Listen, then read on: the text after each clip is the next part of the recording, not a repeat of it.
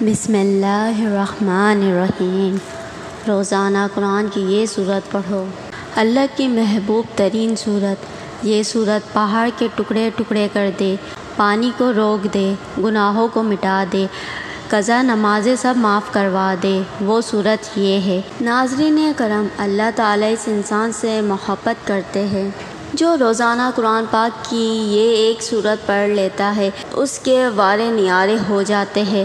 مخلوق میں اس کا سکہ چلتا ہے، لوگ اس کی باتوں کو اہمیت دینے لگتے ہیں، اس کے ہاں میں ہاں اور نہ سب کی نہ ہوتی ہے، اور ایسا شخص اس دنیا میں بھی شہنشاہوں جیسی زندگی گزارتا ہے اور آخرت میں بھی اس کا ٹھکانہ جنت ہے۔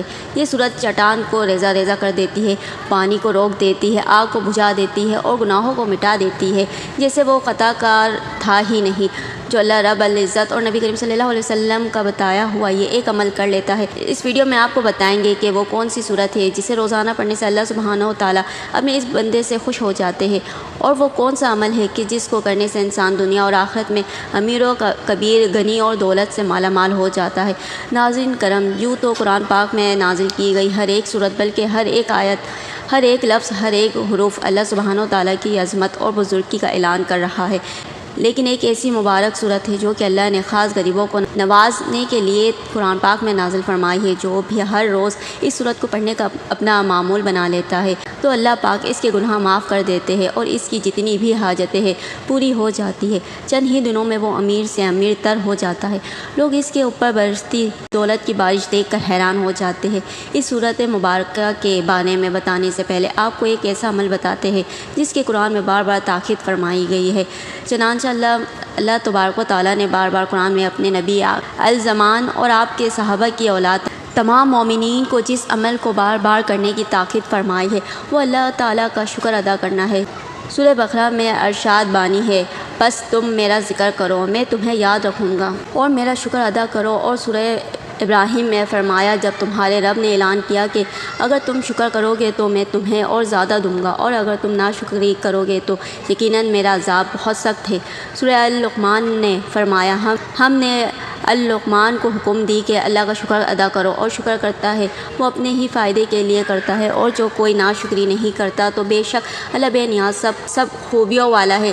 اسی طرح سورہ نیل میں فرمایا گیا، بس اللہ کا دیا ہوا حلال اور پاک رزق کھاؤ، اللہ کی نعمتوں کا شکر ادا کرو، اگر تم صرف اسی کی عبادت کرتے ہو تو سورہ مومنون میں فرمایا گیا، ہم نے اسے راستہ دکھایا، خواہ وہ شکر گزار بنے یا نہ شکر بنے۔ ناظرین، یہ تمام اسی طرح کی بہت سی آیات شکر گزاری کی اہمیت اور ناشکری سے بچنے کی تلقین کرتی ہے اور ہمیں یاد دلاتی ہے کہ شکر گزاری کرنا اللہ کی عطا کی گئی نعمتوں کی قدر کرنے کا ایک بہترین طریقہ ہے، اور شکر ادا کرنا ہی وہ عمل ہے جس کے سبب اللہ سبحانہ و تعالیٰ انسان کو زیادہ سے زیادہ عطا فرماتا ہے۔ اسی حوالے سے حضرت موسیٰ علیہ السلام کا ایک واقعہ بڑا ہی مشہور ہے۔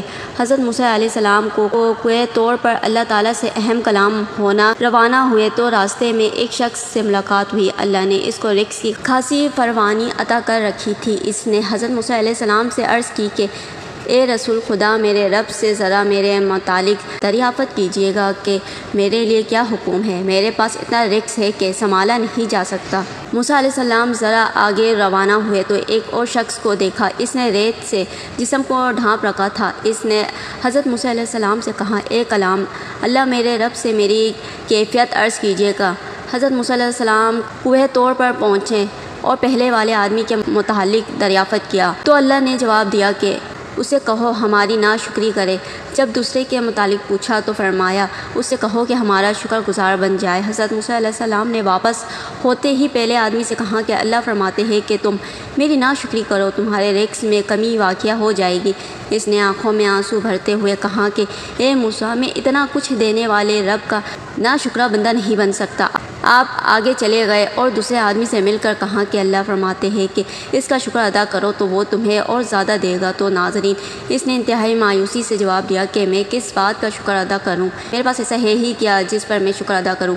ابھی اس کی بات مکمل بھی نہیں ہوئی تھی کہ ہوا چلی اور جسم پر سے ریت بھی اڑ گئی اور وہ برینہ ہو گیا۔ ناظرین، جو شخص رسول اکرم صلی اللہ علیہ وسلم کی سیرت پڑھتا ہے وہ یہ جانتا ہے کہ آپ صلی اللہ علیہ وسلم کی زندگی شکر سے بھرپور اور آپ صلی اللہ علیہ وسلم کی شب و روز احسان مندی کی تصویر تھی۔ کیوں نہ کہ آپ صلی اللہ علیہ وسلم آگے پیچھے دائیں بائیں متواتر اللہ کی نعمتوں کو برستا دیکھتے تھے، بلکہ اگر آپ نبی کریم صلی اللہ علیہ وسلم کی حدیث مبارکہ کا بغور مطالعہ کریں اور آپ کے بتائے ہوئے اذکار و دعاؤں کا جائزہ لیں تو آپ کو نظر آئے گا کہ وہ رب تعالیٰ کی حمد و ثنا، تعریف و اکبر یاہی اور شکر و اطمینان سے بھری ہوئی ہے۔ آپ صلی اللہ علیہ وسلم کی ثنا، حمد اور دعا سب حمد باری تعالیٰ پر مشتمل ہے۔ اسی لیے آپ صلی اللہ علیہ وسلم کے رب نے آپ سے فرمایا ہے، قریب ہے کہ آپ کا رب آپ کو مقام محمود پر کھڑا کرے۔ بنی اسرائیل، اس سے نعمتوں کو پائیداری ملتی ہے اور انسان کے حالات سازگار ہو جاتے ہیں۔ نبی کریم صلی اللہ علیہ وسلم نے ایک شخص کو دیکھا جس نے پوسیدہ کپڑے پہن رکھے تھے۔ آپ صلی اللہ علیہ وسلم نے پوچھا، کیا تیرے پاس مال ہے؟ اس نے کہا، ہاں۔ آپ صلی اللہ علیہ وسلم نے فرمایا، جب اللہ تعالیٰ تجھے مال دے تو پھر اس کی نعمت اور کرم کا اثر بھی تجھ پر دکھائی دینا چاہیے۔ اور آپ صلی اللہ علیہ وسلم نے فرمایا، بلا شبہ اللہ عزیز و جل پسند کرتا ہے کہ وہ اپنی نعمت کا اثر اپنے بندے پر دیکھے۔ یہی وہ مقام ہے جس میں نبی کریم صلی اللہ علیہ وسلم نے اپنے پروردگار کی ثنا کریں گے، جیسا کہ آپ صلی اللہ علیہ وسلم نے فرمایا، میں اپنے رب کو دیکھتے ہی سجدے میں گر جاؤں گا اور جب تک اسے منظور ہوگا وہ مجھے سجدے ہی میں پڑا رہنے دے گا۔ اس کے بعد ارشاد ہوگا، اے محمد، اپنا سر اٹھاؤ، تم جو کہو گے اسے سنا جائے گا، جو سوال کرو گے تمہیں دیا جائے گا اور جو سفارش کرو گے اسے قبول کیا جائے گا۔ میں اس وقت اللہ تعالیٰ کی ایسی تعریفیں کروں گا جو اللہ تعالیٰ مجھے سکھائے گا، پھر سفارش کروں گا تو میرے لیے مخصوص لوگوں کی حد مقرر کی جائے گی، میں انہیں جنت میں لے کر جاؤں گا۔ یوں حمد خیرت و برکات کی چابی اور خوشیوں کا دروازہ ہے، وہ زیادہ ثواب لینے کا راستہ ہے اور اللہ کے قریب کا ذریعہ ہے۔ اس سے نعمتوں کو پائیداری ملتی ہے، برکتیں قائم رہتی ہے اور حالات سازگار ہو جاتے ہیں۔ ہم سے نعمتوں کو دوام ملتا ہے، رزق میں فراوانی ہوتی ہے اور اللہ کی رحمتوں کا بیدار بے نزوال ہوتا ہے۔ ہم تمام عمل کا تاج، وفا کی دلیل اور احسان کا شرط ہے۔ رسول حدیث صلی اللہ علیہ وسلم اپنے رب کے مقام و مرتبہ اور اپنے خالق و مولا کی عظمت کو سب لوگوں سے زیادہ جاننے والے تھے۔ جو شخص آپ صلی اللہ علیہ وسلم کی سیرت کا مطالعہ کرتا ہے وہ دیکھتا ہے کہ آپ کے جسم مبارکہ ہر عضو رب تعالیٰ کی شکر گزاری میں مصروف رہا۔ آپ صلی اللہ علیہ وسلم کا دل شکر گزار، زبان ذکر الہی میں مشغول، روح آسمانوں اور زمین میں اللہ کی تسبیح کرنے والی اور اعضاء اپنے رب کی رضا میں مصروف عمل رہتے تھے۔ لہٰذا آپ سب لوگوں سے بڑھ کر اپنے رب کے شکر گزار اور اپنے مولا کی سب سے زیادہ حمد کرنے والے تھے۔ آپ صلی اللہ علیہ وسلم نے اسی دن اپنے رب کا دل سے بھی شکر ادا کیا، جس دن آپ کو کامل یقین ہو گیا کہ ہر چھوٹی بڑی، نئی پرانی اور ظاہر و باطن نعمت صرف اللہ وحدہ کی طرف سے ہے جو بلند شان والا ہے۔ مومنین کے نزدیک شکر گزار دل ہونا عبودیت کے ارکان میں سے ہے، کیوں نہ کہ وہ یقین رکھتا ہے کہ اسے حاصل ہونے والی ہر نعمت صرف اللہ کی طرف سے ہے۔ سیدنا ثوبان رضی اللہ عنہ سے مروی ہے کہ نبی کریم صلی اللہ علیہ وسلم نے فرمایا، تم میں سے ہر کوئی شکر کرنے والا دل اور ذکر کرنے والی زبان رکھے۔ آپ صلی اللہ علیہ وسلم نے اپنی زبان سے بھی اپنے رب کا شکر کیا اور ہمیشہ اپنے رب کی حمد و ثنا میں مصروف رہے۔ آپ صلی اللہ علیہ وسلم خوشی و غمی، سختی و آسانی اور ہر زمان و مکان میں ہمیشہ رب رحمان کی حمد و ثنا کے نغمے گاتے۔ کھانا کھاتے تو اپنے رب کی حمد و ثنا کرتے، کوئی مشروب پیتے تو اپنے خالق کا شکر کرتے، کپڑے پہنتے تو عطا کرنے والے کی تعریف بجا لیتے اور سواری پر سوار ہوتے تو اپنے رب کی نعمت کا اطروف کرتے۔ آپ صلی اللہ علیہ وسلم عملی طور پر شکر گزار تھے، بلکہ آپ مشکل ترین اور دردناک حالت میں بھی اپنے رب کی شکر گزاری سے غافل نہیں ہوئے۔ آپ صلی اللہ علیہ وسلم کے بارے میں مروی ہے کہ گیز و عہد میں آپ صلی اللہ علیہ وسلم شکست کی حالت میں زخموں سے چور واپس آئے، جبکہ آپ صلی اللہ علیہ وسلم کی کئی صحابہ کرام رضی اللہ عنہ کو شہید کر دیا گیا تھا۔ آپ صلی اللہ علیہ وسلم کے نورانی چہرے کو زخمی کر دیا گیا تھا اور آپ صلی اللہ علیہ وسلم کا رباعی دانت توڑ دیا گیا تھا، تو آپ صلی اللہ علیہ وسلم نے فرمایا، برابر ہو جاؤ یہاں تک کہ میں اپنے رب کی ثنا کروں۔ نبی کریم صلی اللہ علیہ وسلم نے اپنی امت کو شکر کے نہایت لطیف اور اوپر حکمت معنی سکھائی کہ مصائب پر بھی اللہ کا شکر ادا کیا جائے اور اس کی تعریف کی جائے، کیوں نہ کہ یہ یقین و تسلیم کا اعلیٰ درجہ اور رضا کا سب سے اونچا مقام ہے اور رضا صبر سے ارفع ہے۔ یہی وجہ ہے کہ اللہ تعالیٰ نے مہر کے عہد کا ذکر کرنے کے بعد آپ صلی اللہ علیہ وسلم اور آپ کے صحابہ کرم رضی اللہ عنہم کے شکر گزار کیا ہے، چنانچہ فرمایا، اور جو کوئی اپنی ایڑیوں پر پھر جائے تو وہ اللہ کا کچھ بھی بگاڑ نہ سکے گا۔ اور اللہ شکر ادا کرنے والوں کو جلد جزا دے گا۔ اللہ تعالیٰ کی حمد و ثنا اور اس کا شکر اس کی رضا اور مزید نعمتوں کا باعث ہے۔ اللہ تعالیٰ حمد کرنے والوں سے پہلے خود اپنی حمد کی ہے، تمام شکر گزاروں سے پہلے اپنی ذات کی قدر دانی کی ہے، اور تمام ثنا کرنے والوں سے پہلے اپنی ذات مقدس کی ثنا کی ہے۔ چنانچہ فرمایا سب تعریف اللہ تعالیٰ ہی کے لیے ہے جو تمام جہانوں کا پالنے والا ہے۔ دوسرے مقام پر فرمایا ساری حمد اللہ ہی کے لیے ہے جس نے اپنے بندے پر کتاب نازل کی اور اس میں کوئی ٹھہر نہیں رکھی، اور فرمایا اور کہہ دیجئے سب تعریفیں اللہ ہی کے لیے ہے جس نے کوئی اولاد نہیں بنائی۔ امام المومنین سیدہ عائشہ صدیقہ رضی اللہ عنہا سے مروی ہے کہ اللہ کے نبی صلی اللہ علیہ وسلم رات کی نماز میں اتنا لمبا قیام کرتے کہ آپ صلی اللہ علیہ وسلم کے پاؤں مبارک پھٹ جاتے۔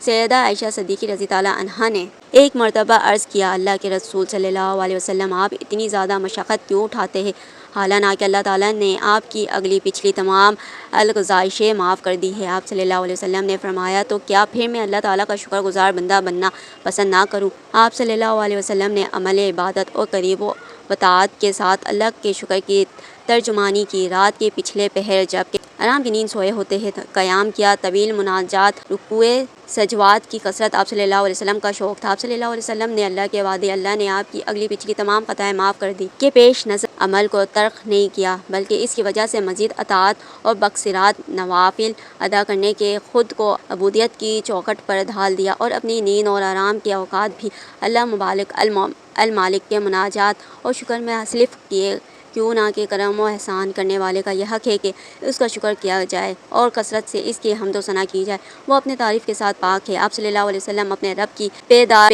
حمد کرتے اور اپنے خالق کی کثرت سے ثنا کرتے۔ چنانچہ آپ صلی اللہ علیہ وسلم دعا کرتے ہوئے فرمایا کرتے، اے اللہ حمد تیرے ہی لیے ہے، تو آسمانوں اور زمین کو روشن کرنے والا ہے، تعریف تیرے ہی لیے ہے، تو آسمانوں اور زمین کو کنٹرول کرنے والا ہے، حمد تیرے ہی لیے ہے، تو آسمانوں کا، زمین کا اور جو کچھ ان میں ہے سب کا رب ہے۔ آپ صلی اللہ علیہ وسلم کے فرمان میں اللہ کی ربوبیت پر اس کی حمد ہے، کیوں نہ کہ وہی خالق رازق کائنات میں تصرف اور اس کی تدبیر کرنے والا ہے، جس کی پناہ پر وہ اس بات کا مستحق ہے کہ بندے اس کا شکر ادا کرے، اور ہماری رسول کریم صلی اللہ علیہ وسلم شکر گزاروں میں سرفرست ہے۔ اور یہ پتہ چلتا ہے کہ اللہ کے حکموں کا قیام ہونے کا تقاضا ہے کہ وہ اپنے بندوں کی اصلاح کرے، ان کے معاملات کو چلائے اور ان کی مصلحتوں کا خیال رکھے۔ چنانچہ آپ صلی اللہ علیہ وسلم کی حمد اسی عزم افضل کے باعث تھی۔ آپ صلی اللہ علیہ وسلم پر نازل کی ہوئی کتاب قرآن مجید کا آغاز بھی اللہ کی حمد کے ساتھ ہوتا ہے۔ ارشاد باری تعالیٰ ہے، سب تعریف اللہ تعالیٰ ہی کے لیے ہے جو تمام جہانوں کا پالنے والا ہے۔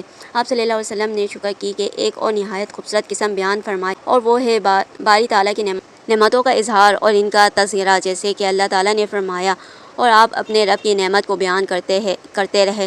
نبی کریم صلی اللہ علیہ وسلم نے ایک شخص کو دیکھا جس نے پوسیدہ کپڑے پہن رکھے تھے۔ آپ صلی اللہ علیہ وسلم نے اس سے پوچھا، کیا تیرے پاس مال ہے؟ اس نے کہا ہاں۔ آپ صلی اللہ علیہ وسلم نے فرمایا، جب اللہ تعالیٰ تجھے مال دے تو پھر اس کی نعمت اور کرم کا اثر بھی تجھ پر دکھائی دینا چاہیے۔ اور آپ صلی اللہ علیہ وسلم نے فرمایا، بلا شبہ اللہ عز و جل پسند کرتا ہے کہ وہ اپنی نعمت کا اثر اپنے بندے پر دیکھے۔ ان حدیث میں نبی کریم صلی اللہ علیہ وسلم نے اپنی امت کو شکر کا یہ طریقہ سکھایا، اللہ کی نعمتوں کا اعتراف کیا جائے، ان کا اظہار کیا جائے اور زبان سے انعام کرنے والوں کی ثنا کی جائے۔